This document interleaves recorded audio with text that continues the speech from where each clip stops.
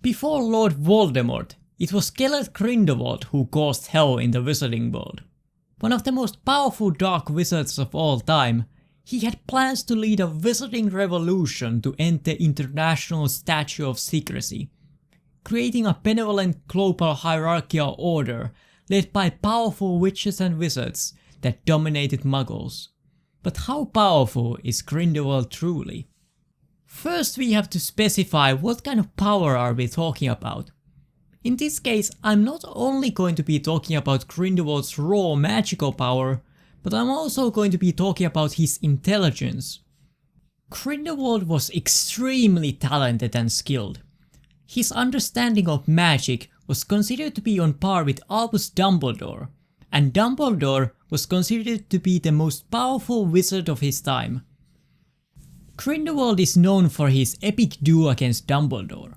While Grindelwald lost the duel, it should be noted that he fought against Dumbledore at the height of his power. We also do not know exactly why Grindelwald lost the duel.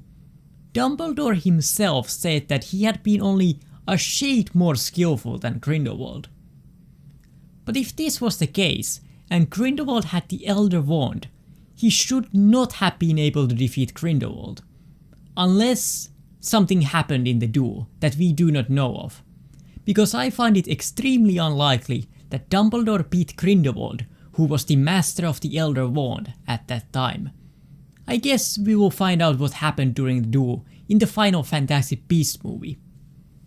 As I said, Grindelwald was a master duelist. On Pottermore, Grindelwald's main skill is said to be dueling. He's the only one with this description. If you look at Voldemort at Pottermore, his skills are dark magic, fairy creation and control, partial tongue, and the power to possess living creatures. There is nothing about dueling. We have already seen some of the dueling from Grindelwald in the first Fantastic Beasts movie. He made short work of the 5 European Aurors who tried to infiltrate the fortress of Nurmengard. He defeated and killed many witches and wizards during his reign of terror in Europe, and won every single one-on-one duel while in his Percival Grey's disguise. And this was when he was holding back so he wouldn't be discovered. He would have even defeated about 24 highly trained Aurors at the same time with ease, if not for Newt distracting him with his beast. Grindelwald was extremely skilled in charms. He was able to render himself invisible without the use of an invisibility cloak when he was only 17. Grindelwald was also skilled in transfiguration.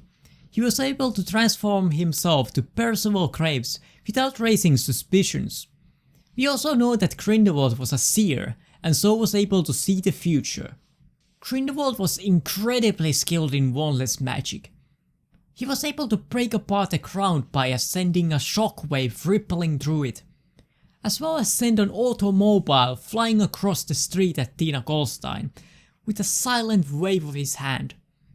Grindelwald was also able to summon a suitcase over to him and then Newt's wand into his hand with a silent wave of his hand.